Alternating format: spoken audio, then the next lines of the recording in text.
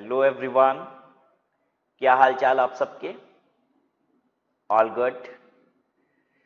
Will now start with a new topic and that is surcharge. Surcharge क्या होता है? Tax on tax. मतलब tax के ऊपर भी आपको टैक्स देना पड़ेगा, ये है सरचार्ज. सरचार्ज को सुपर रिच टैक्स भी कहा जाता है. जो लोग अत्यधिक अमीर होते हैं उनको ये टैक्स देना पड़ता है, क्योंकि जिनकी income beyond a certain amount होती है उन्हीं को सरचार्ज देना पड़ता है. सरचार्ज सभी को नहीं देना. सरचार्ज का एक थ्रेशोल्ड लिमिट है कि अगर आपकी टोटल इनकम इस लिमिट से ज्यादा है तो आपको टैक्स पे भी टैक्स देना पड़ेगा. If you are super rich then you will have to pay this tax. 2014 में मोदी की गवर्नमेंट आई और उसमें हमारे फाइनेंस मिनिस्टर बने अरुण जेटली जी. अरुण जेटली जी ने 2014 बजट में ही, अपने पहले बजट में ही वेल्थ टैक्स को एबॉलिश कर दिया. Wealth tax was also an direct tax at that time. ठीक है, अब आज तो सिर्फ एक ही डायरेक्ट टैक्स रह गया है जिसका नाम है इनकम टैक्स. तो उन्होंने 2014 में वेल्थ टैक्स एबॉलिश किया था. तो उन्होंने कहा कि सिंस हम एक टैक्स को खत्म कर रहे हैं तो उसकी रेवेन्यू को कंपनसेट करने के लिए हम लोग क्या करेंगे, सरचार्ज के रेट को थोड़ा बढ़ाएंगे. इनफैक्ट सरचार्ज का रेट उन्होंने उस साल तो बहुत ज्यादा नहीं बढ़ाया, लेकिन gradually over the period of time 2014 से लेके आज तक में सरचार्ज का रेट बहुत बढ़ गया. कांग्रेस के टाइम में ये सरचार्ज का रेट बहुत कम था. मतलब 2014 के पहले तक ये रेट कम हुआ करता था. उसके बाद ग्रेजुअली बढ़ते बढ़ते बढ़ते बढ़ते आज पता है सरचार्ज का मैक्सिमम रेट कहां पहुंच गया है? 37%, जो कि 10% के अंदर ही था, 10% तक ही था इफ यू टॉक बिफोर 2014. सो आइए देखते हैं हम लोग सरचार्ज किसको पे करना है, कितना पे करना है, ये सारी बात देखेंगे. ठीक है,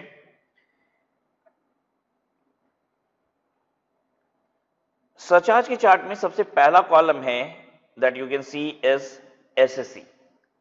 राइट, तो एसएससी कौन है ये देखिए पहले आप. देन उसके बाद सेकेंड चीज क्या देखनी है? Threshold limit. थ्रेशोल्ड लिमिट का मतलब क्या है कि इनकम अगर इस लिमिट से एक्सीड करेगी तभी आपको सरचार्ज देने की आवश्यकता है, अदरवाइज नहीं.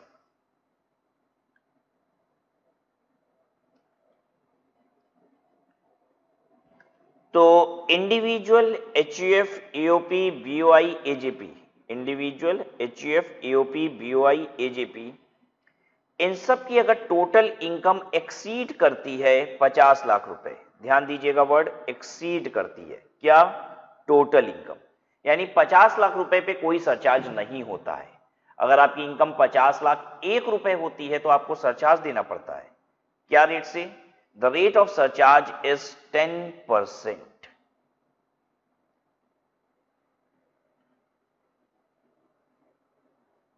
But if your income is exceeding ₹1 crore, if your total income is exceeding 1 crore, then the rate of surcharge will become 15%. The rate of surcharge will become 15%. Now the question for you, suppose my total income is 1 crore rupees, what is the surcharge rate that I am liable to pay? What surcharge rate is applicable on me? मेरी income 1 crore रुपए है total income, मेरे ऊपर surcharge का rate क्या लगेगा? मेरे ऊपर सरचार्ज का रेट लगेगा 10%. ध्यान दीजिएगा, 1 करोड़ से ऊपर अगर टोटल इनकम होती है तो सरचार्ज का रेट होता है 15%. 1 करोड़ तक तो कितनी होगी? 10% ही. बताइए अगर मेरी टोटल इनकम 50 लाख रुपए है, सरचार्ज का रेट क्या होगा? निल. सरचार्ज का रेट ही नहीं होगा. सरचार्ज का रेट तब आपके ऊपर 10% का एप्लीकेबल होगा अगर आपकी टोटल इनकम क्रॉस करती है 50 लाख रुपए को.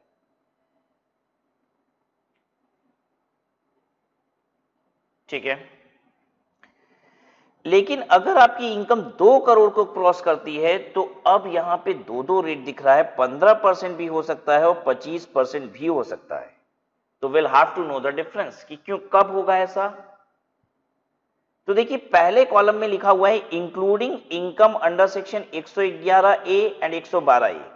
अगर आपकी इनकम में 111A की इनकम और 112A की इनकम है तो आपका रेट ऑफ सरचार्ज है 15% का. लेकिन अगर आपकी इनकम में 111A और 112A की इनकम नहीं है,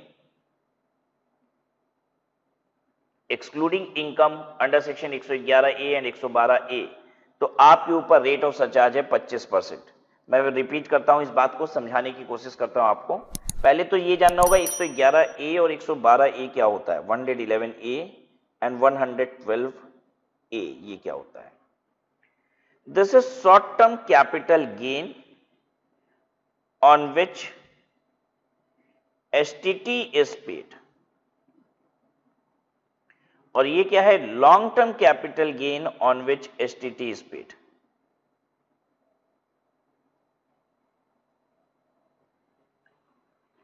कैपिटल गेन क्या होता है, बहुत सारी बात बतानी पड़ेगी मुझे। कैपिटल गेन बताना पड़ेगा, फिर बताना होगा what is long term, what is short term, and then आपसे डिस्कस करना होगा एसटीटी। बहुत शॉर्ट में डिस्कस करेंगे क्योंकि अभी हमारा मुद्दा ये है ही नहीं, ना तो मुझे ये इनकम समझानी है अभी आपको, तो कोई चर्चा, विशेष चर्चा नहीं करनी है मुझे, तो बस सरचार्ज बताना है, उसके लिए इसका रेफरेंस आ गया है। कैपिटल गेन क्या है, अगर आप कैपिटल एसेट को ट्रांसफर करते हैं तो आपको कैपिटल गेन होगा। कैपिटल एसेट का मतलब क्या होता है, प्रॉपर्टी। अगर आप प्रॉपर्टी को ट्रांसफर करते हैं तो आपको कैपिटल गेन होगा।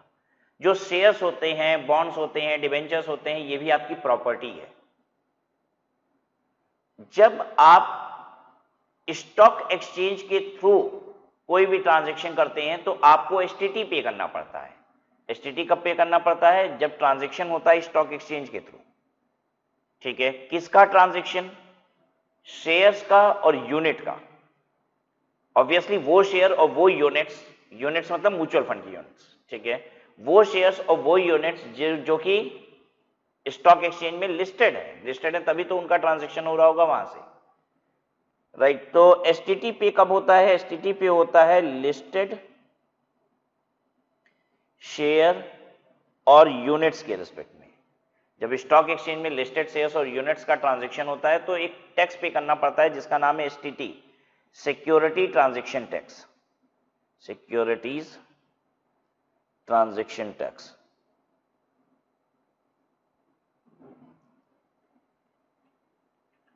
ठीक है, ये इनकम टैक्स नहीं है, ये इनकम टैक्स का हिस्सा ही नहीं है, ये एकदम अलग टैक्स है। कि अगर आप रिलायंस कंपनी के शेयर बेचोगे ना स्टॉक एक्सचेंज में तो एसटीटी लगता है, बहुत कम होता है, ये पॉइंट्स में होता है, ठीक है, इवन बिलो 1%, बहुत छोटा सा होता है, ये गवर्नमेंट को जाता है। ठीक है, ट्रांजैक्शन के समय ही चला जाता है, आप जब ट्रांजैक्शन कर रहे होते हो तभी आप पे करते हो। When you are buying Reliance company share और you are selling Reliance company share, मतलब कोई भी लिस्टेड शेयर्स वगैरह को आप सेल या परचेज करते हैं तो एसटीटी पे होता है गवर्नमेंट को। तो ये जो आप एसटीटी पे करते हैं जिन ट्रांजैक्शंस पे, जिन भी एसेट्स पे पे करते हैं, अगर इन एसेट्स को आप लंबे समय तक होल्ड करके बेचते हैं तो आपका कैपिटल गेन कहलाता है लॉन्ग टर्म। अब कितना होल्ड करना होता है ये सब भी कैपिटल गेन में देखेंगे हम लोग, ठीक है। If you are holding it for a longer time and then you are selling, this is long term capital gain. अगर आप एक शॉर्टर ड्यूरेशन के लिए एसेट को होल्ड करके बेच देते हैं, खरीदा जल्दी बेच दिया तो इट इज शॉर्ट टर्म, खरीदा लंबे समय तक रखा और बेचा तो it is long term. Please do not be very specific at this point of time, we are doing introduction, basic concepts अभी हम लोग कर रहे हैं। We do not need to understand what is capital gain basically today, right. Since I am referring this section 111A and 112A for the purpose of surcharge, I just want you कि भाई आपको भी थोड़ा बहुत इन sections के बारे में पता हो। तो इस सेक्शन में शॉर्ट टर्म कैपिटल गेन आता है एसटीटी पेड वाला, और इस सेक्शन में लॉन्ग टर्म कैपिटल गेन आता है एसटीटी पेड वाला, मतलब शेयर वाली इनकम, शेयर बेचने वाली इनकम है ये, ठीक है। कहता है अगर शेयर बेचने वाली इनकम है आपकी, ठीक है, 2 करोड़ रुपए के बियॉन्ड, तो आपका रेट ऑफ सरचार्ज है 15%। लेकिन 2 करोड़ रुपए की आपकी इनकम तो है बियॉन्ड, लेकिन शेयर से अलग इनकम भी है हटके, शेयर से हटके अलग इनकम भी है दूसरी, तो बाकी जितनी दूसरी इनकम है ना उस पे रेट ऑफ सरचार्ज 25% का होगा। मैं रिपीट करता हूं अपनी बात, अगर मैं 50 लाख रुपए से ऊपर कमाता हूं तो चाहे कोई भी इनकम हो फर्क नहीं पड़ता, मुझे 10% सरचार्ज देना है। अगर मेरी इनकम 1 करोड़ रुपए से ऊपर है तो मुझे 15% सरचार्ज देना है। मेरी इनकम का कंपोजिशन क्या है, उसमें कौन सी इनकम, इस बात से फर्क नहीं पड़ता। लेकिन अगर मेरी इनकम 2 करोड़ रुपए से ऊपर है और तो उसमें जितना शेयर वाली इनकम का एलिमेंट है, शेयर वाली इनकम का एलिमेंट है 111A 112A, तो उस पे तो टैक्स मुझे देना है 15%, टैक्स ऑन टैक्स सरचार्ज देना है 15%। लेकिन जितनी और इनकम है, बाकी इनकम है other than 111A and 112A, उस पे मुझे सरचार्ज देना है 25%।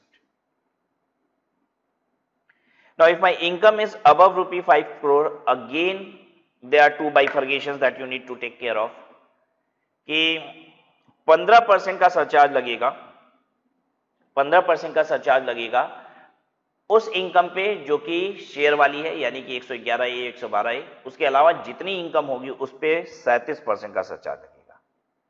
Just think of it, 37% surcharge हमारे देश में लिया जाता है, टैक्स पे भी टैक्स, ठीक है। और जो लोग ज्यादा कमाते हैं वो टैक्स कितना देते हैं आपको पता ही है।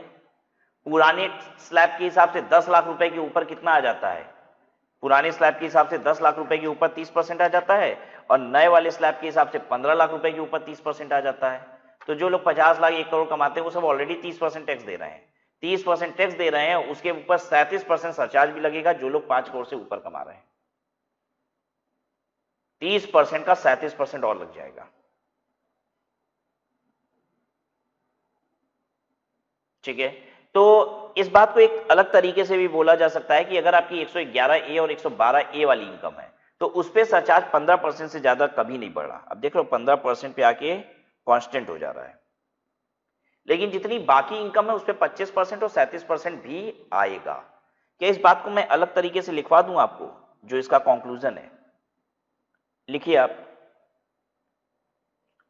Surcharge on the amount of income tax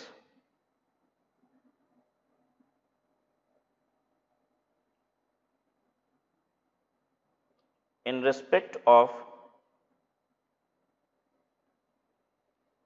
income under section 111A and 112A shall not exceed 15%, ठीक है। on other income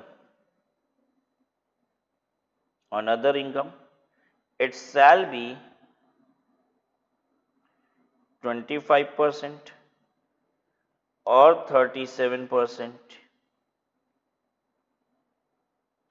as the case may be,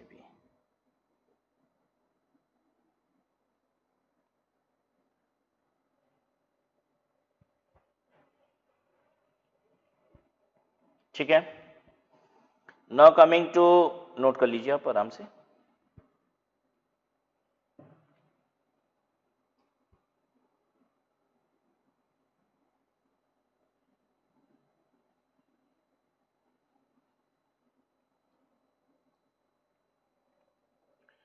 now see for firm LLP. अगर फर्म एलएलपी की income 1 crore से ज्यादा है तो 12% का surcharge होता है। फर्म एलएलपी की इनकम अगर 1 करोड़ से ज्यादा है तो 12% का सरचार्ज होता है।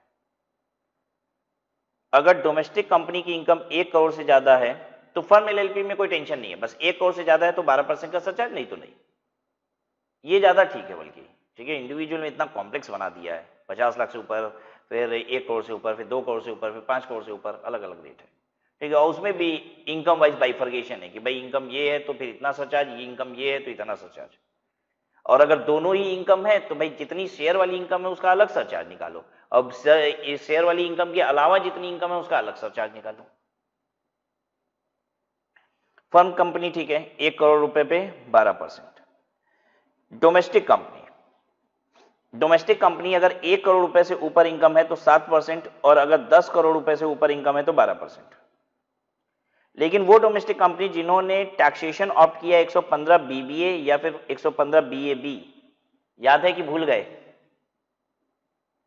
115 बीबीए और 115 बीएबी भूल गए हो तो दिखा दूं, ये रहा 115 BAA 22% वाला, और 115 BAB रंग दिया था मैंने तो इसको पिछली क्लास में 15% वाला, ठीक है। तो ये जो 22% और 15% पे टैक्स देते हो ना, अगर ये ऑप्शन आप लेते हो तो आपको सरचार्ज देना पड़ेगा 10% का without any threshold. Oh my God, कितनी बड़ी बात सरकार ने कर दी। ठीक है, मतलब घुमा फिरा के कान मरोड़ ही दे रही है आपकी सरकार। एक बात बताइए, मैं 25% पे टैक्स देता हूं, ठीक है, और 1 करोड़ से ज्यादा कमाऊंगा तब तो 7% देना है, नहीं तो 1 करोड़ से नीचे वाले तो 25% दे रहे हैं टैक्स, ठीक है। लेकिन यहां पे क्या होगा, 1 करोड़ से नीचे वालों का 22% टैक्स है और 22% का 10% यानी 2.2%, 2.2% सरचार्ज हो जाएगा, तो हो तो गया 22.2%, 22% टैक्स और 2.2 उसका सरचार्ज, तो 24.2 हो तो गया, 25 तो पहुंच जा रहा है। फायदा कहां दे रही है सरकार? आया समझ में आपको?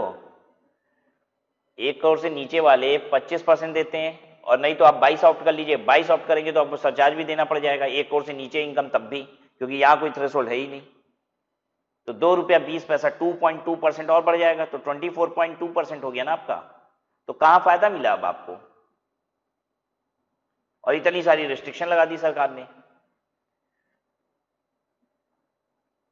फॉरेन कंपनी 1 करोड़ के ऊपर 2% और 10 करोड़ रुपए के ऊपर 5%। आपको फॉरेन कंपनी का सरचार्ज बहुत कम दिख रहा होगा, बड़ा कम ले रही है भाई सरचार्ज इनसे, तो 2% 5%। तो फॉरेन कंपनी से टैक्स रेट भी तो 40% ले रही है सरकार, ठीक है। अब सरचार्ज भी 20-20%, 40-40% ले लेगी, तो बचेगा क्या उस फॉरेन कंपनी को? वो धंधा किस लिए करेगा? भारत सरकार के लिए करेगा क्या सिर्फ? राइट। तो फॉरेन कंपनी के केस में आपको सरचार्ज कम मिल रहा है देखने को, 1 करोड़ तक 2 और 10 करोड़ के ऊपर 5%। So these are the rates that you need to mug up, you need to learn. क्या सभी इनकम पे यही टैक्स लगते हैं जो आपने अभी पढ़ा मुझसे? नहीं, कुछ स्पेशल इनकम है जिसका रेट स्पेशल है। Special income, special rate. कौन कौन सी? एक तो 111A वाली इनकम। ध्यान दीजिएगा, ऊपर से कंफ्यूज नहीं हो जाइएगा। ऊपर आपको टैक्स का रेट नहीं पढ़ाया गया था, ऊपर सरचार्ज पढ़ाया गया। अभी टैक्स ऑन टैक्स कितना होता है? जो 111A वाली इनकम होती है ना, short term capital gain on listed shares और यूनिट्स, इसका टैक्स रेट बहुत कम है। ये स्लैब के हिसाब से नहीं चलता है कि स्लैब याद है ना, पहले 2.5 लाख तक निल, फिर उसके बाद 5%, फिर उसके बाद 20%, फिर 30%, ऐसा नहीं होता। ये जो शॉर्ट टर्म कैपिटल गेन होता है ना, इसका फ्लैट 15% लगता है, फ्लैट 15%। मैं एक इंडिविजुअल हूं, मेरी 1 करोड़ रुपए की इनकम है, short term capital gain 111A वाली, पता है मुझे 1 करोड़ का 15% यानी कि 15 लाख रुपए देना होगा। हाँ, अब सिंस मेरी इनकम 1 करोड़ रुपए 50 लाख से ज्यादा है, तो मुझे सरचार्ज भी देना पड़ेगा। सरचार्ज का रेट क्या होगा अब मेरे केस में? 10%। ध्यान दीजिएगा, 1 करोड़ से एक्सीड नहीं की थी, 1 करोड़ से एक्सीड कर गई होती तब 15%, वो टैक्स ऑन टैक्स था। अभी हम रेट की बात कर रहे हैं, तो रेट भी 15% है इसका। अच्छा, 112A वाली इनकम पे टैक्स लगता है 10% फ्लैट, चाहे जितनी इनकम हो 10% फ्लैट लगता है, वो स्लैब के हिसाब से चेंज वेंज नहीं होता है, ठीक है। Then long term capital gain covered under 112, ये क्या है? 112 वाला लॉन्ग टर्म कैपिटल गेन। बाकी जितने भी लॉन्ग टर्म कैपिटल गेन है, मतलब बाकी कोई भी एसेट अगर आप बेचते हो जिसपे एसटीटी नहीं लगता है, शेयर्स वगैरह पे तो एसटीटी लगता है, उसके अलावा अगर आप कुछ भी बेचते हो जिसपे एसटीटी नहीं लगता है, तो उस पे रेट हो जाता है 20% का। और अब देखिए लास्ट में क्या लिखा हुआ है, on winning of lotteries, crossword puzzles, card game, races under section 115BB। ये क्या है? विनिंग ऑफ लॉटरी, तकदीर वाली इनकम है, यहां पे सारी ना तकदीर वाली इनकम है। क्रॉसवर्ड पजल्स, टीवी में गेम शो हो रहा था उसमें जीत गए, हॉर्स रेस में आप पैसा लगाए जीत गए, ताश खेले उसमें पैसा जीत गए, तकदीर वाली इनकम, इसको हम कहते हैं तकदीर वाली इनकम। किस्मत से जो पैसा आता है, इस पे सरकार हमारी बड़ी जबरदस्त टैक्स लेती है, कहती है सीधा 30% चाहिए। अब हम ये सब नहीं देखेंगे कि अच्छा पहले 2.5 लाख रुपए तक नेल, फिर उसके बाद 5%, तो फिर 20-30, ये सब नहीं, सीधा 30, चाहे वो इनकम कितनी भी हो। 1 लाख रुपए की इनकम है, 1 लाख का 30%, 30,000 आपको देना है सीधा। मतलब हाईएस्ट स्लैब पे 30% तक पहुंचते हैं हम लोग इनकम टैक्स में, ये सीधे 30 लगेगा। तो ये कुछ स्पेशल इनकम है, आपको याद रखना पड़ेगा। Short term capital gain share वाला 15%, long term capital gain share वाला बोलिए कितना? 10%, लॉन्ग टर्म कैपिटल गेन बाकी, लॉन्ग टर्म कैपिटल गेन बाकी 20%, ठीक है। तो आपके मन में एक बात आती होगी कि sir short term capital gain बाकी पे क्या होता है? Short term capital gain share वाला तो 15 बता दिए, और लॉन्ग टर्म में आपने दोनों बता दिया कि शेयर वाला है तो 10 और बिना शेयर वाला है तो 20। तो वैसे ही शॉर्ट टर्म में भी बताइए, शेयर वाला है तो 15, अगर शेयर वाला नहीं है तो अगर शेयर वाला नहीं है तो स्लैब के हिसाब से जो नॉर्मल इनकम है, ठीक है, स्पेशल इनकम बस इतनी है, बाकी नॉर्मल इनकम का जो टैक्स होता है वो बनाइए आप। इंडिविजुअल की बात करें तो पहले 2.5 लाख तक नील कर दीजिएगा, फिर उसके बाद 5% करिएगा, वैसे करिए। और तकदीर वाली इनकम पे 30%।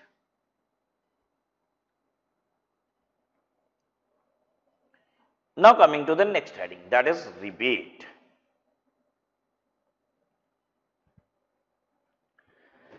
जिस तरीके से सुपर रिच लोगों को सरचार्ज देना है, वैसे ही कम कमाने वालों को रिबेट मिलता है, छूट मिलती है, टैक्स में से कुछ कम कर दिया जाएगा। तो जिस तरीके से सरचार्ज टैक्स ऑन टैक्स होता है, टैक्स को बढ़ा देता है, वैसे ही रिबेट टैक्स को कम कर देता है। तो इनकम टैक्स का सिस्टम क्या हो गया, कम कमाने वाले लोग को जो टैक्स बन रहा है उसमें से छूट मिल रही है, मीडियोकर वालों को टैक्स देना है, और जो बड़े लोग हैं उनको टैक्स देना है और टैक्स के ऊपर सरचार्ज देना है, राइट।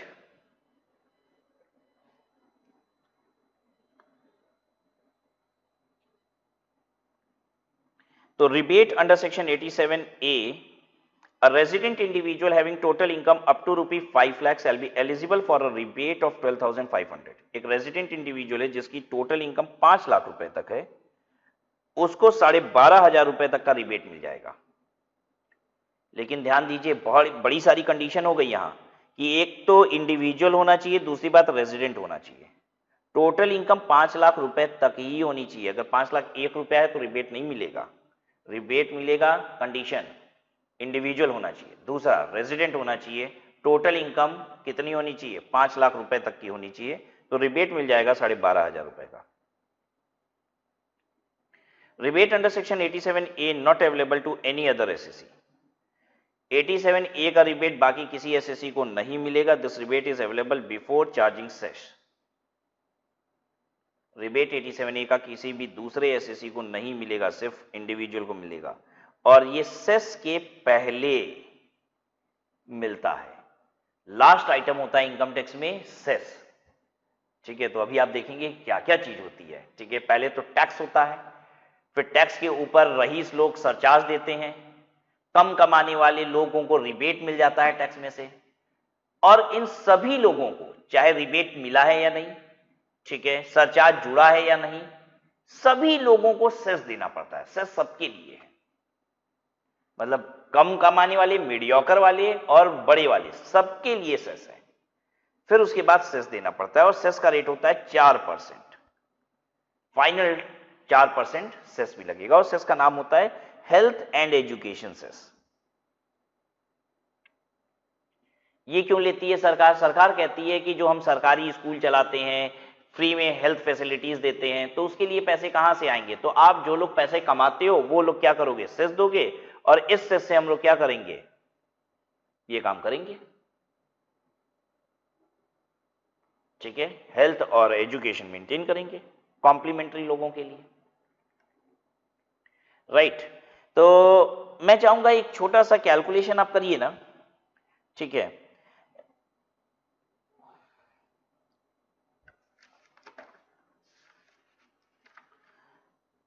क्वेश्चन है, mister x an individual having total income of ₹4,40,000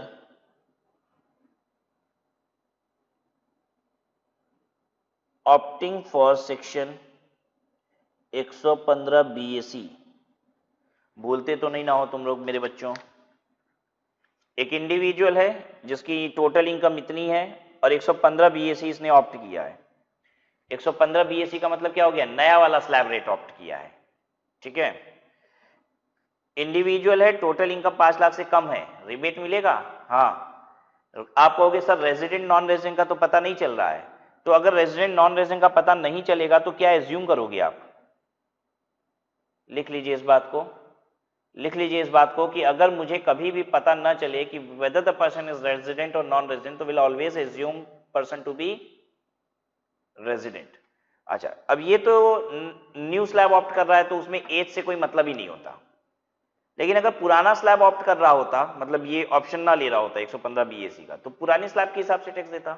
तो पुराने टैक्स स्लैब में एज भी चाहिए हमें। एज क्यों चाहिए? 60 साल से कम का है तो 2.5 लाख रुपए तक टैक्स फ्री है, 60 साल से ऊपर है तो 3 लाख रुपए तक टैक्स फ्री है, और 80 साल से ऊपर है तो 5 लाख रुपए तक टैक्स फ्री है। तो आपको जानना होगा ना एज क्या है। अगर एज क्वेश्चन में ना दिया हो तो हम क्या मानेंगे? 60 साल तक का ही है, 60 साल से कम का है। और 2.5 लाख रुपए वाला जो स्लैब चलता है ना, 2.5 लाख रुपए तक टैक्स फ्री, वो वाला आप क्या करेंगे? स्लैब रेट अप्लाई करेंगे। आइए यहां पे कैलकुलेशन शुरू करते हैं हम। आंसर हेडिंग देंगे आप। अब कैसे प्रेजेंटेशन किया जाता है वो देखिए। कंप्यूटेशन ऑफ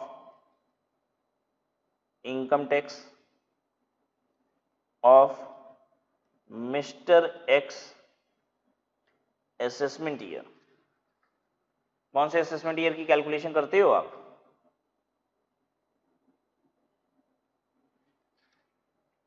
इक्कीस 22, ठीक है।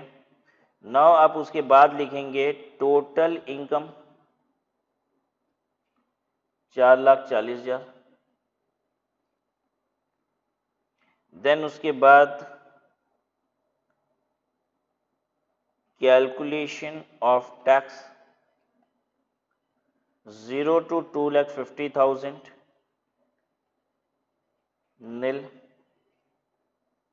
रुपये 2,50,000। इसमें सिंपल है वैसे याद करना, 2.5 लाख रुपए के सारे स्लैब होते हैं। अब अगला 2.5 लाख से 5 लाख वाला रहेगा एट द रेट ऑफ 5%, और 5% के हिसाब से बढ़ते भी जाता है हर स्लैब पे।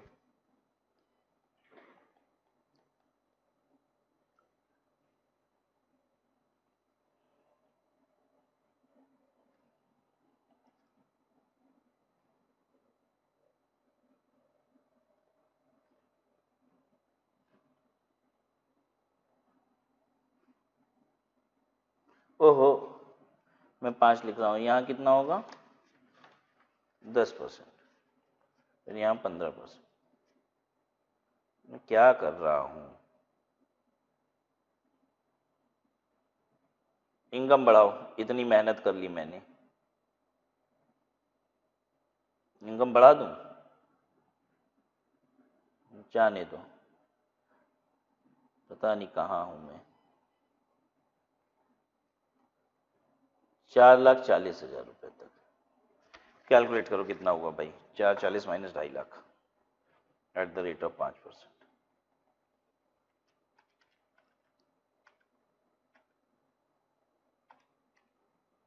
22,000 रुपये। 4,40,000 माइनस 2,50,000, 1,90,000 इंटू 5%, 9500, ठीक है ना। 4,40,000 में से 2.5 लाख घटाया और उसका 5% ले लिया, ठीक है। 1,90 आ रहा था, 1,90 का 5%, 9500 रुपया टैक्स बनेगा। टोटल हो गया 9500 रुपया। अब आप देख लीजिए सरचार्ज लगेगा क्या? नहीं, अरे सरचार्ज तो 50 लाख के ऊपर वाले देते हैं। रिबेट मिलेगा क्या? हाँ, 5 लाख रुपए तक वाले को रिबेट मिलता है, तो लेस रिबेट। रिबेट लिखते समय उसका सेक्शन जरूर लिखना होगा हमें। रिबेट अंडर सेक्शन 87A होता है, ये सेक्शन रट लीजिए क्योंकि आपको हमेशा ऐसे ही लिखना होगा। रिबेट अंडर सेक्शन लिखा जाता है U/S, अंडर सेक्शन 87A। कहां तक मिलता है? 12,500 रुपए तक की रिबेट मिल जाएगी, 12,500 तक की रिबेट मिल जाएगी, ठीक है। यहां पे टैक्सी कितना है? 9500, तो रिबेट 12,500 नहीं मिल जाएगी कि रिबेट 12,500 की मिल गई, अब सरकार से तुम पैसा ले लो, ठीक है। ऐसा नहीं होगा, आपको 9500 रुपए की रिबेट मिल जाएगी। ये सब्जेक्ट टू होता है, सब्जेक्ट टू 12,500, वो मैक्सिमम अमाउंट है। तो आपका टैक्स बनेगा नील।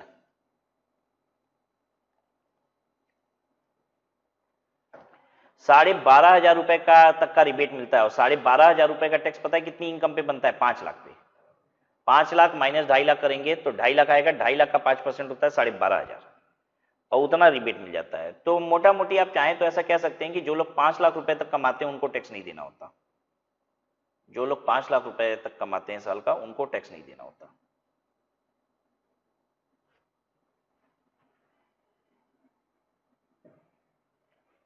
ठीक है,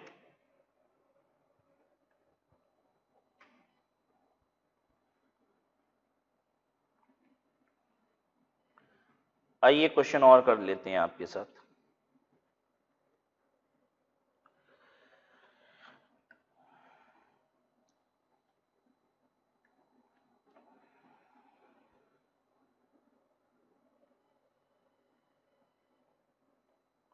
Mr. X, an individual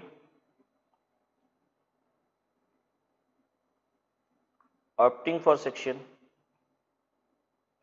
115 BAC has total income of रुपये 9,40,000।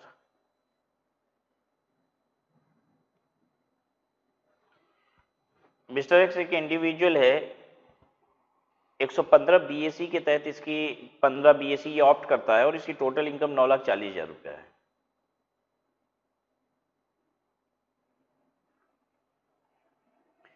तो कैलकुलेशन कैसे होगा, अब हम लोग स्ट्रेट फॉरवर्ड आंसर पे आ जाते हैं। तो 0 से लेके 2,50,000 रुपया तक नील हो गया। रुपये 2,50,000 एक रुपये से लेके रुपये 5 लाख तक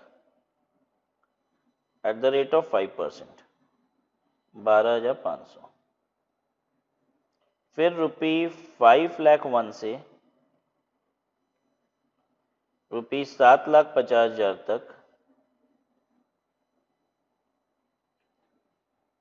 25,000। फिर रुपये 7,50,000 एक से लेके रुपये 9,40,000 तक एट द रेट ऑफ 15%। ठीक है, जरा से ये डिफरेंशियल निकालिए।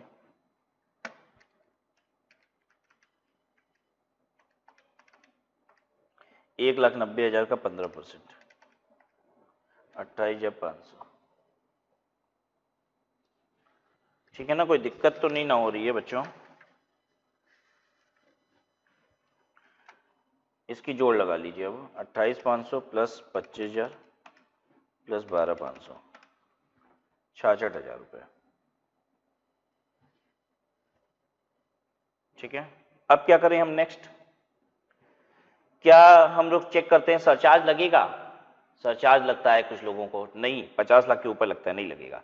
रिबेट मिलेगा? नहीं भाई, रिबेट मिलता है 5 लाख तक वालों को, तो रिबेट भी नहीं मिलेगा, सरचार्ज नहीं जुड़ेगा। 5 लाख भी होता ना तो भी रिबेट मिल जाता। और एक सरचार्ज लगता है जब 50 लाख के ऊपर होता, 50 लाख एक रुपए पे सरचार्ज लगता।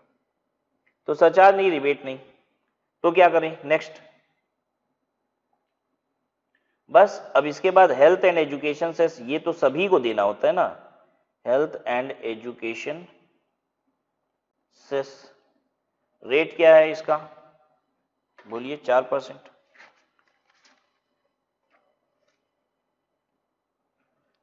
66,000 का 4% निकालो इंटू 4%, 2,640, ये हो जाएगा 68,640।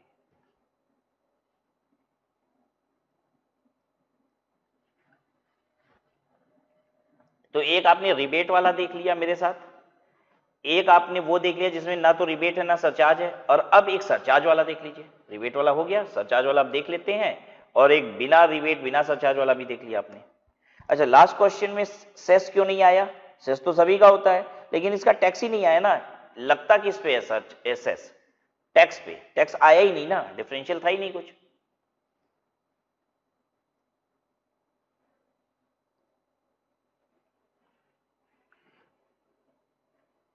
क्वेश्चन, टोटल इनकम 55,20,000 रुपए रख लीजिए, ऑप्टिंग फॉर सेक्शन 115 BAC।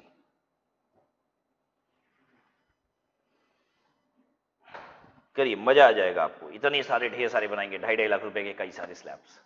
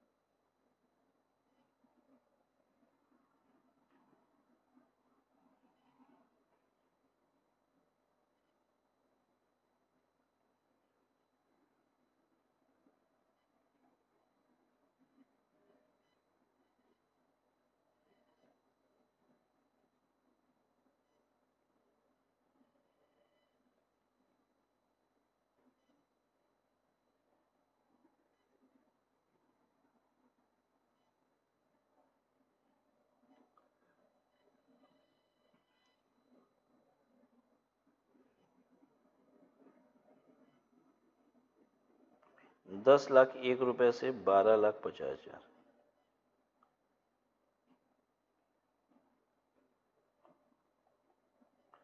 आदमी थक जाएगा लिखते लिखते, ऐसा लगता है नहीं?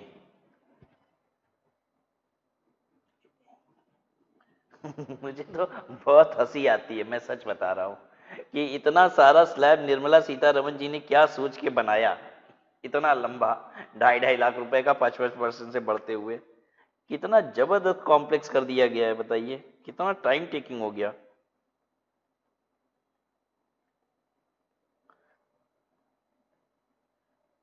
अब 15,01,000 के ऊपर पूरा क्या होता है, 30% लगता है। तो जहां तक है इनकम लिख लीजिए, 55,20,000 तक eight the rate of 30%। 2.5 lakh का 5%, 12,500, 25,000।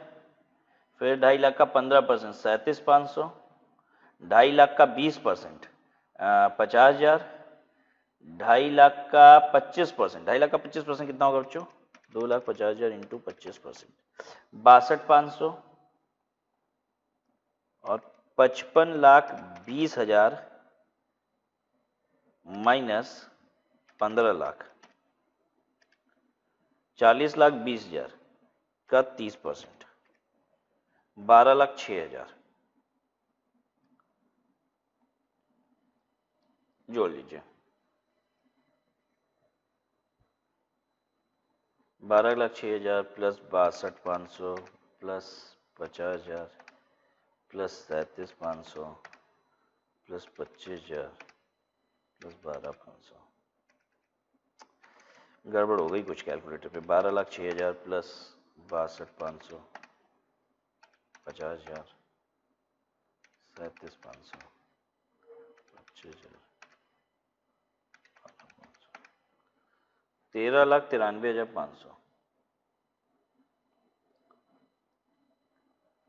अब बताइए नेक्स्ट स्टेप क्या होगा? पहले सोचना है सरचार्ज लगेगा क्या? हाँ, 50 लाख रुपए की ऊपर इनकम है, सरचार्ज लगेगा। प्लस सरचार्ज का रेट कितना है? 10% है। तो 13,93,500 का 10%, तो 139350। जो अभी टैक्स आया है ना, उस टैक्स पे 10% सरचार्ज लगेगा। जोड़ दीजिए प्लस 10%, 15,32,850। ठीक है, अब क्या होगा? सरचार्ज हो गया। सरचार्ज वालों को रिबेट तो मिल नहीं जाएगा, सरचार्ज एकदम अलग कैटेगरी है, रिबेट वालों की अलग कैटेगरी होती है। ठीक है, अब एक चीज है जो सभी को देना है, health and education cess at the rate of 4%। 15,32,850 का 4% जोड़िए, 61,314 ऐड करके निकाल लीजिए। 15,94,164।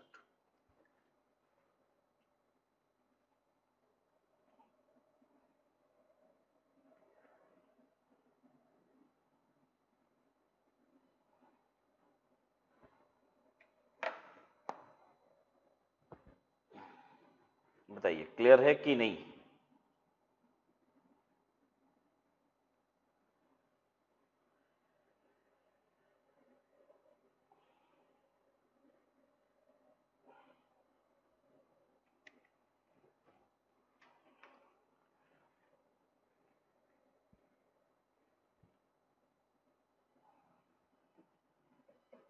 इसको हम बोलते हैं टैक्स पेबल।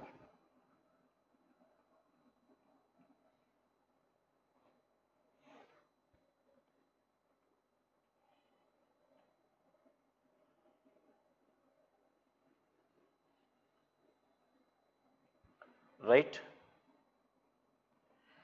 नाउ, अब इसके बाद हम देखते हैं अगला section, rounding off income, section 288A। Section ये भी रट लेना है। जितने सेक्शन में आपको सर्कल आउट कराता जाऊं पूरे कोर्स में, उसको याद कर लीजिएगा। उतने ही सेक्शन आपको याद करने हैं, ठीक है। बहुत लिमिटेड सेक्शन आपको याद कराते हैं पूरे कोर्स में, बहुत कम कराते हैं, अप्रोक्सीमेटली 100, ठीक है, बहुत कम है, ठीक है। ज्यादा ना सोचिएगा कि अरे 100 कह रहे हैं और कह रहे हैं, कम है, बहुत कम है। और जितने सेक्शन हम आपको याद कराएंगे ना, आपको एक्स्ट्रा एफर्ट लेने की जरूरत नहीं पड़ेगी। आप विश्वास मानिए मेरा, मैं इतनी बात सेक्शन के टर्म्स में करता हूं ना कि आपको जिन सेक्शंस को मुझे याद कराना होता है वो याद हो जाता है मेरी क्लास देखने के दौरान ही। क्यों? क्योंकि मैं बार बार उन सेक्शंस के नाम लेता हूं, और कई बार तो वो सेक्शन क्या है ये नहीं बोलता, बोलता हूं सीधे ऐसे 87A लगा दो। 87A क्या है? रिबेट। तो आपको मुझे सुनकर याद हो जाता है, ठीक है। राउंडिंग ऑफ इनकम क्या है? 288A। 288A is rounding off income. जो टोटल इनकम आपकी आती है बिफोर कंप्यूटिंग टैक्स, उस टोटल इनकम को पहले राउंड ऑफ किया जाता है to the nearest multiple of 10 और फिर टैक्स निकाला जाता है। जो भी टोटल इनकम आती है उसको पहले आप राउंड ऑफ करते हो 10 के मल्टीपल में, और फिर उस पर टैक्स निकाला जाता है। जैसे अगर आपकी टोटल इनकम मान लीजिए, suppose your total income is 4,85,296, तो हम इसको 296 है, 296, तो हम इसको क्या करेंगे 10 के मल्टीपल में किया जाता है, ठीक है। तो इसको हम ले जाएंगे 4 रुपए बढ़ा देंगे, या तो हम इसको 290 कर सकते हैं या तो हम इसको 300 कर सकते हैं, ठीक है। तो कैसे किया जाता है ये देखिए, 10 के मल्टीपल में करने का मतलब क्या हुआ, या तो 6 रुपए पीछे चल जाओ या तो 4 रुपए आगे बढ़ जाओ।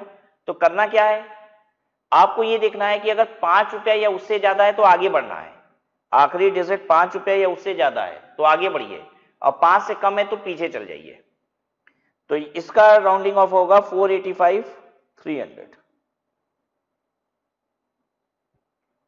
एक और एग्जांपल ले लेते हैं, मान लीजिए 2,26,842 रुपए किसी की इनकम है। इसकी राउंडिंग ऑफ क्या होगी? 288A लगा देंगे तो क्या होगा? 226,840 हो जाएगा।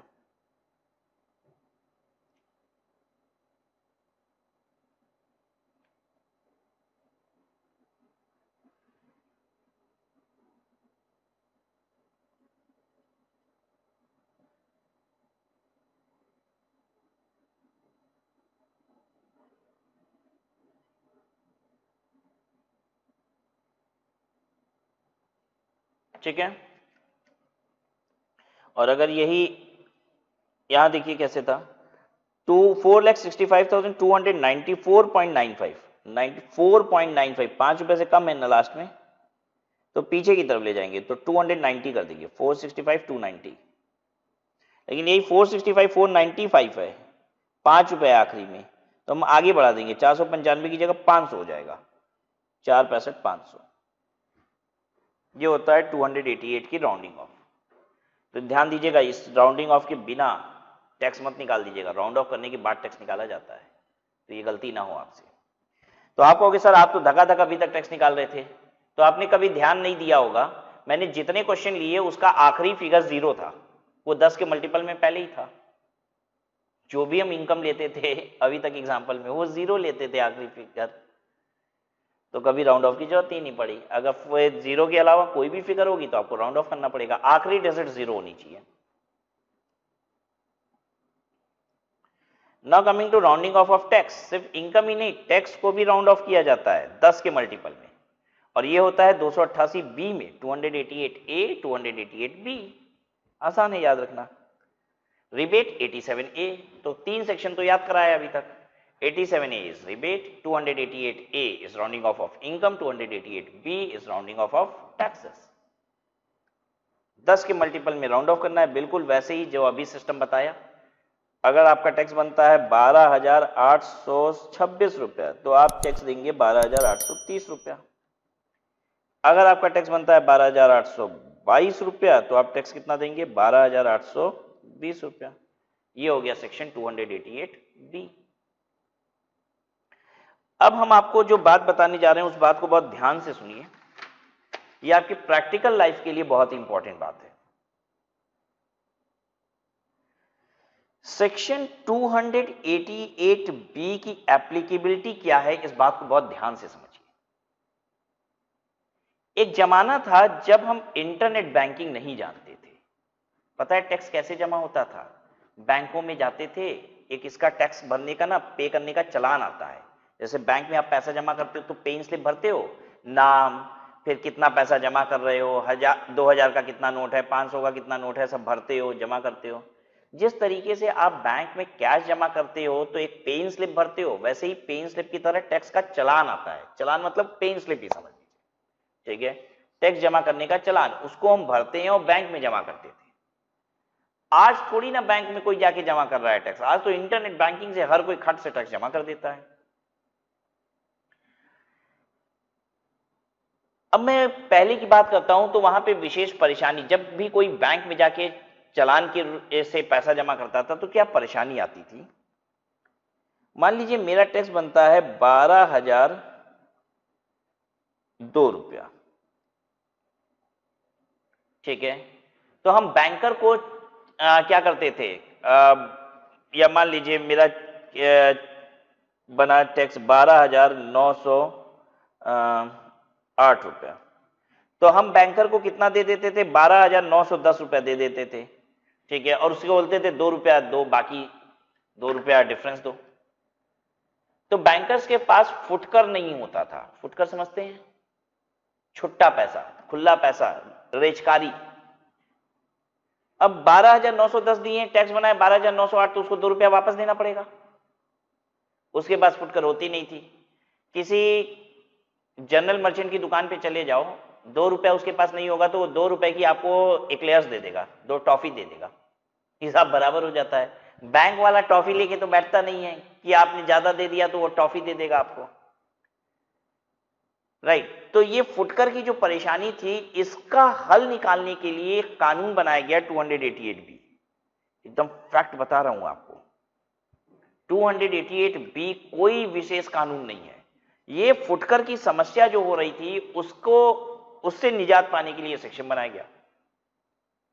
अब आज की तारीख में इंटरनेट बैंकिंग से हम पेमेंट कर रहे हैं तो क्या मुझे राउंड ऑफ करने की जरूरत है? अरे इंटरनेट बैंकिंग से तो पैसे में आपको पेमेंट करना है तो पैसे में करिए, कोई दिक्कत ही नहीं है। तो आज इंटरनेट बैंकिंग से जब पैसा पेमेंट होता है टैक्स का, तो जितना टैक्स होता है उतना ही पे होता है। 12,908 का 12,908 ही पे होता है। हाँ, आपकी इच्छा है, आप बढ़ा के राउंड ऑफ करके पे करना चाहते हो तो कर सकते हो, क्योंकि ये लॉ तो है ही। लॉ अभी भी डिलीट नहीं हुआ है, 288B डिलीट नहीं हो गया है, 288B जिंदा है, तभी तो आप पढ़ रहे हो। अगर डिलीट हो गया होता तो पढ़ते ही नहीं। लेकिन मैं आपको ये बता रहा हूं कि अगर आप इंटरनेट बैंकिंग से पेमेंट कर रहे हैं तो राउंडिंग ऑफ करने की आवश्यकता नहीं है। तो आप एग्जाम में तो राउंड ऑफ करेंगे, लेकिन आप भाई ट्रेनिंग करेंगे, ट्रेनिंग के बाद प्रोफेशनल बनेंगे, तो वहां पे आपको कुछ दूसरा देखने को मिलेगा। आपको मिलेगा नहीं भाई, हम तो जितना टैक्स बन रहा है उतना ही पे कर रहे हैं, और सर ने तो राउंडिंग ऑफ सिखाई थी 288B की, तो राउंडिंग ऑफ सिखाई थी एग्जाम के लिए। और आपको प्रैक्टिकल एक्सपोजर में क्या होगा ये भी बता दिया कि इंटरनेट बैंकिंग से पेमेंट कर रहे हो तो राउंडिंग ऑफ की आवश्यकता नहीं है। यानी अगर आपका टैक्स बनता है 12,823 रुपया, तो आप कितना पे कीजिए? 12,820 मत पे कीजिए। इंटरनेट बैंकिंग से कर रहे हो ना, 12,823 दीजिए। क्यों 3 रुपए कम दोगे? फुटकर की परेशानी थोड़ी ना हो रही है इंटरनेट बैंकिंग में। इस सेक्शन की एप्लीकेबिलिटी कुछ और थी, ठीक है? तो ये याद रखिएगा, प्रैक्टिकल लाइफ में फुल टैक्सेस पे कर रहे हैं हम, जबकि थ्योरेटिकल एग्जाम में 288B अप्लाई करने के लिए हम इसकी राउंडिंग ऑफ करेंगे, ठीक है? Now coming to rounding off off taxes, क्या वो भी फुटकर की समझ? अरे टैक्सेस से क्या, अरे rounding off of income, income का कोई लेना देना नहीं था। इनकम के लिए लॉ जो बनाया गया वो स्ट्रिक्ट लॉ है, ठीक है, कि आपको इनकम राउंड ऑफ करनी ही पड़ेगी, तो करिए, सब कोई करेगा, ठीक है? तो वो प्रैक्टिकल भी है और थ्योरेटिकल भी है। 288B क्या है? प्रैक्टिकल नहीं है, थ्योरेटिकल है।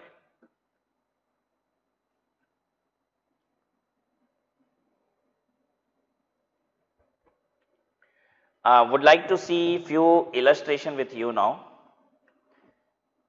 Solved illustration है, तो बस पार्टिसिपेट कीजिए, मेरे साथ साथ देखिए. Mrs. X is non-resident in India for the assessment year 21-22. तो ध्यान दीजिएगा, ये नॉन रेजिडेंट है for the previous year 2021. Assessment year 21-22 मतलब प्रीवियस ईयर 2021 ही होता है. हर income chargeable to tax in India is 8,30,000. अब यहां पे एक बात बोला उसने, मिसेस एक्स नॉन रेजिडेंट है, उसकी income chargeable to tax in India. एक नॉन रेजिडेंट को जो इंडिया में इनकम कमाता है ना, वही उसी पे टैक्स देना होता है. ठीक है भाई, इंडिया में टैक्स किस पे देंगे? जो हम इंडिया में इनकम कमाए हैं. अगर हम रेजिडेंट होते हैं ना, तो पूरी दुनिया जहान में जितनी भी इनकम कमाते हैं उस पर टैक्स इंडिया में देते हैं. मैंने ये छोटी सी बात आपको पहले भी बताई है कि हमारी सरकार ऐसे कहती है तुम हमारे हो. हम कहते हैं हाँ हम तुम्हारे हैं. मतलब ऐसे समझ लो, मोदी जी पूछ रहे हैं तुम इंडिया के हो, हमारे हो, अपने हो. हमने कहा हाँ.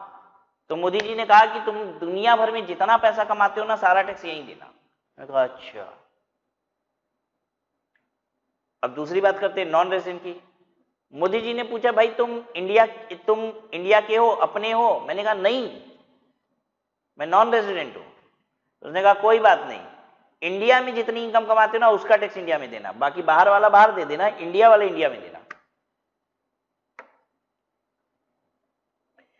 तो ये नॉन रेजिडेंट है ना, तो इंडिया वाली इनकम जो है 8,30,000 है और इसी का टैक्स इंडिया में देना भी है. If she doesn't opt for 115 BAC, 115 BAC opt नहीं कर रही है, यानी old slab. If she opts, अच्छा ऑप्ट कर सकती है क्या? नॉन रेजिडेंट है, नॉन रेजिडेंट को अलाउड है क्या 115 बीएसी? हाँ अलाउड है. इंडिविजुअल एचयूएफ को अलाउड है 115 बीएसी, और रेजिडेंट हो नॉन रेजिडेंट हो कोई फर्क नहीं पड़ता, दोनों को अलाउड है.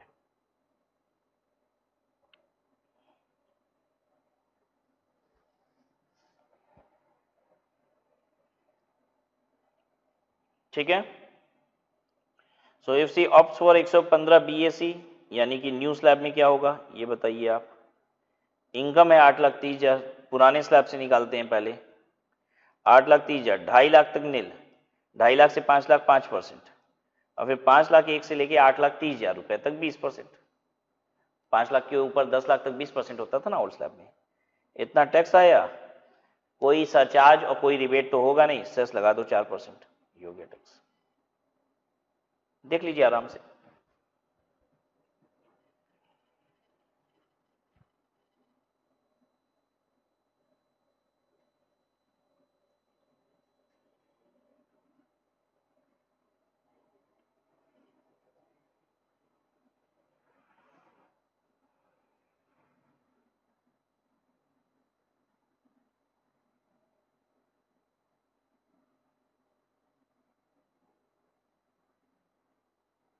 दूसरा क्या है? अच्छा अब इसमें क्या था, दूसरे पे न्यू स्लैब वाली बात करें. 115 बीएससी ऑप्ट किया है तो 2.5 लाख तक नील, फिर 2.5 लाख के 1 से 5 लाख तक 5%, फिर 5 से 7.5 10, और 7.5 से ऊपर 15.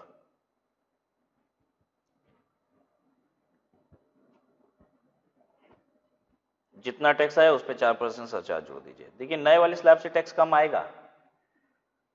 ठीक है, नए वाले स्लैब से टैक्स कम आएगा, लेकिन नए वाले स्लैब में एक नुकसान है कि आपको बड़ी सारे एग्जेम्पशन डिडक्शन नहीं मिलती है. ठीक है, तो यहाँ तो हम लोग एग्जेम्पशन डिडक्शन वगैरह तो कुछ कंसिडर कर नहीं रहे, सीधे सीधे एक अमाउंट पे टैक्स निकाल रहे हैं.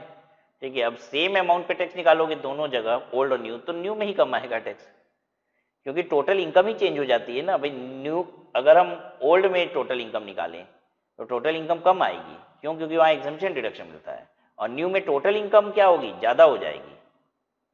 तो फिर जब एक्चुअल टैक्स दोनों का निकलेगा ना, तो समझ में आएगा फायदा कहां है.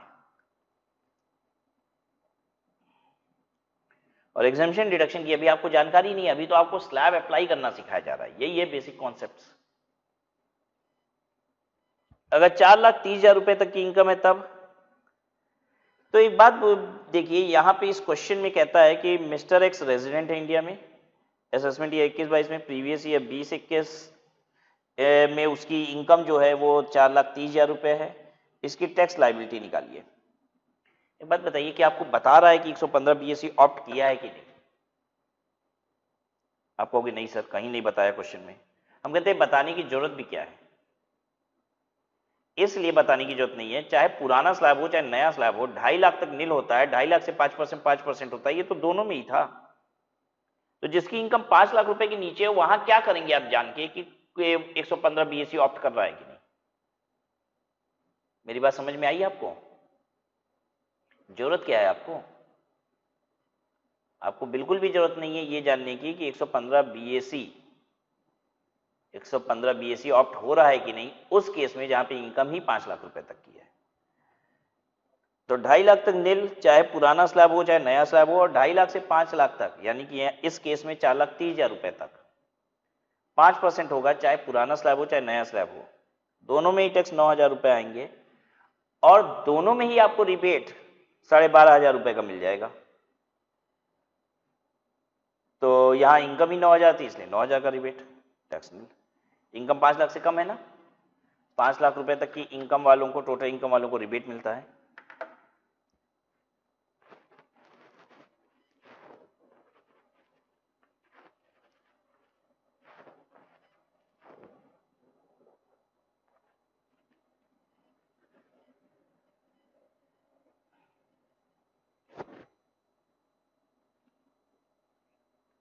Illustration 3 in front of you.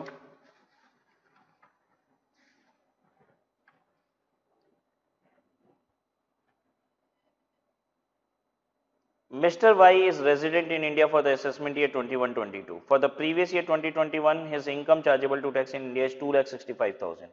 जिसकी इनकम 5 लाख रुपए से कम होती है ना, उसके लिए हमको मत बताओ 115 बीएसई ऑप्ट किया है कि नहीं, मुझे जरूरत नहीं है, क्योंकि मुझे मालूम है 5 लाख रुपए तक की इनकम का टैक्स बराबर होता है दोनों ही केस में। इसकी 2,65,000 रुपया है, 2 लाख तक टैक्स लगेगा नहीं। 2,65 है ना, 15,000 रुपए जो 2.5 लाख से ऊपर है, जितना 15,000 रुपया, उस पर 5% लगेगा, 750 रुपए आएगा, और 750 रुपया का क्या मिल जाएगा, रिबेट मिल जाएगा, टैक्स नील हो जाएगा। अच्छा, यहाँ रेजिडेंट की जगह नॉन रेजिडेंट होता तो क्या टैक्स में फर्क पड़ता? बस मुझे इतना बताओ, टैक्स में फर्क पड़ता है या नील ही होता? रेजिडेंट नहीं, वो नॉन रेजिडेंट है, फर्क पड़ जाता, 750 रुपए टैक्स बन जाता, क्योंकि रिबेट नहीं मिलता। रिबेट किसको मिलता है? रेजिडेंट को, resident individual, please remember, rebate जो मिलता है वो सिर्फ रेजिडेंट इंडिविजुअल को मिलता है।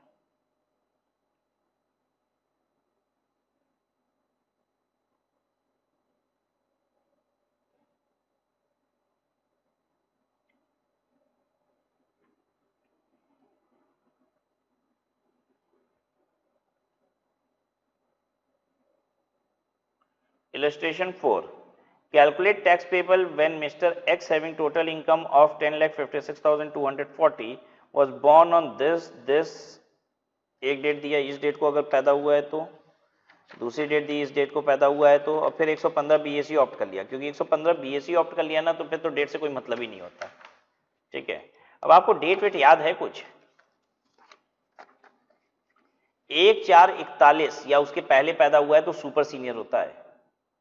1/4/41 एक डेट याद करा दी थी मैंने, 1/4/41 या उसके पहले सुपर सीनियर, 1/4/61 1461 या उसके पहले सीनियर, और 1461 के बाद पैदा हुआ है तो ना तो सीनियर ना तो सुपर सीनियर। ठीक है, तो 1/4/41 और 1/4/61 ये डेट हम लोग ने याद की थी, ये 1/4/41 के पहले वाली डेट है, तो इसकी वजह से ये सुपर सीनियर हो गया। सुपर सीनियर भी बोलते हैं और वेरी सीनियर भी बोलते हैं। और ये वाला हो गया 1/4/41 के बाद वाली डेट हो गई ना, तो ये सीनियर सिटीजन हो गया। और यहाँ पे मतलब ही नहीं होता, चाहे आपकी एज कितनी भी हो, 115 बीएसई ऑप्ट कर लियो तो एक ही स्लैब सबका है, तो 10/56/240 है, तो 5 लाख तक नील, 5 से 10 20%, और 10 लाख से 10,56,000 तक 30%। ठीक है, तो हमने टैक्स निकाल लिया, टैक्स से तीनों को जोड़ दिया, फिर उसके बाद 4% सेस जोड़ दिया, जोड़ने के बाद ये आ रहा था 547, और आपको मालूम ही है कि इनकम और टैक्स दोनों की आखिरी डिजिट क्या होनी चाहिए, 0। 47 को राउंड ऑफ करेंगे तो 50 हो जाएगा। हम ऐसे लिखेंगे टैक्स पेबल और यहां लिखेंगे tax payable rounded off under section 288B।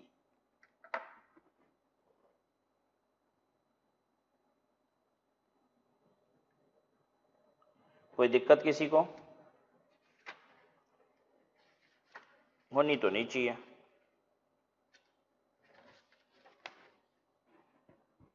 दूसरे वाला पार्ट जो है क्वेश्चन का, उसमें 5 लाख की जगह 3 लाख तक की छूट मिलेगी। देखिए 3 लाख तक मिली, अकॉर्डिंगली आगे बढ़ जाइए। और तीसरे वाले में चेंज होता ही नहीं है। अगर आप 115 BAC ऑप्ट करेंगे तो वही 2.5 लाख रुपए पे 55% के हिसाब से बढ़ते जाएगा, वो वाला टैक्स लगा देना है।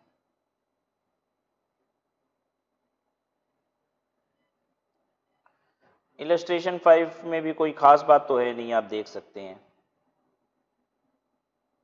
इलस्ट्रेशन 6 डेट ऑफ बर्थ दी हुई है आपको और 115 BAC ऑप्ट नहीं किया गया है, डिडंट ऑप्ट, तो इसका मतलब हो गया ओल्ड स्लैब के हिसाब से आपको निकाल देना है। कि आप नहीं निकाल लेंगे?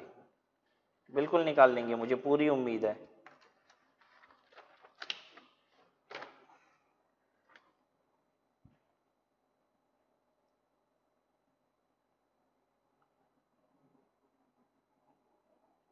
और क्या देखा जाए?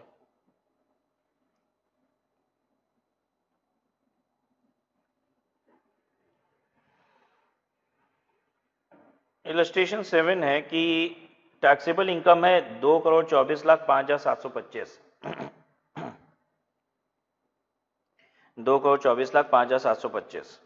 Individual not opting for section 115 BAC, वो सेक्शन 115 BAC ऑप्ट नहीं किया है, तो पुराने स्लैब के हिसाब से चलाइएगा, ठीक है। और 2 करोड़ रुपए से ज़्यादा इनकम है, ध्यान दीजिएगा, सरचार्ज देना है यहाँ पे, यहाँ सरचार्ज लगेगा 25% का।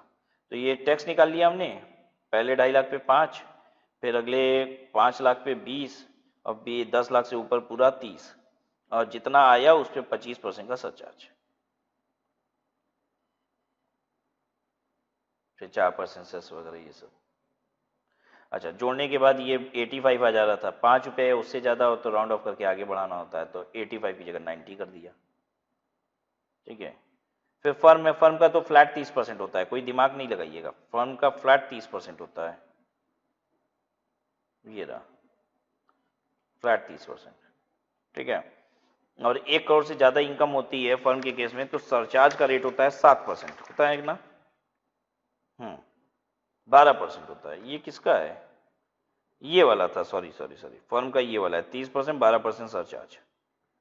और तीसरा तो कंपनी का है शायद, तीसरा इंडियन कंपनी है, 400 करोड़ से ज़्यादा टर्नओवर 18-19 में, तो 30% टैक्स लगेगा, 7% सरचार्ज लगेगा, ठीक है। 400 करोड़ से कम टर्नओवर है तो 25% टैक्स लगेगा और सरचार्ज 7% का सरचार्ज लगेगा। 1 करोड़ के ऊपर 7% और 10 करोड़ के ऊपर 12% होता है, ठीक है। अच्छा, यहाँ पे ये तो बताया नहीं था कि सेक्शन 115 BAB ऑप्ट किया है कि नहीं, ठीक है ना। सेक्शन 115 BAA मैन्युफैक्चरिंग होती तो BAB भी बोला जा सकता था, तो BAA और BAB की बात तो की नहीं गई है, ठीक है। आपको याद रहेगा ये 3 सेक्शन 115 BAA, BAB और BAC, ये BAA कंपनी 22% वाला है, BAB कंपनी 15% वाला है, और ये इंडिविजुअल न्यू स्लैब है BAC में,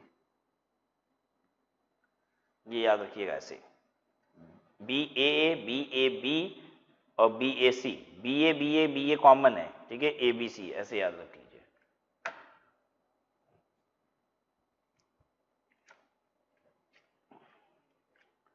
राइट, तो अब आज की क्लास हम लोग यहीं पे स्टॉप करेंगे, ठीक है। हम लोग ने टैक्स के रेट को देख लिया, सरचार्ज देख लिया, रिबेट देख लिया, राउंडिंग ऑफ देख ली, एग्जाम्पल्स, इलस्ट्रेशंस देख लिए, ठीक है। आज की क्लास को हम लोग यहीं स्टॉप करेंगे, अगली क्लास में फिर हम आपको कुछ और बात बताएंगे। Will stop here.